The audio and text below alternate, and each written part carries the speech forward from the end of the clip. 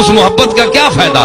محبت تو وہ کرنی چاہیے جس سے رسول اللہ خوش ہوں، تو ظاہر رسول اللہ اسی پر خوش ہوں گے جو آپ کے طریقے پر چلے گا، آپ کے احکام اور آپ کی احادیث اور قرآن مجید کی آیات کی روشنی میں چلے گا۔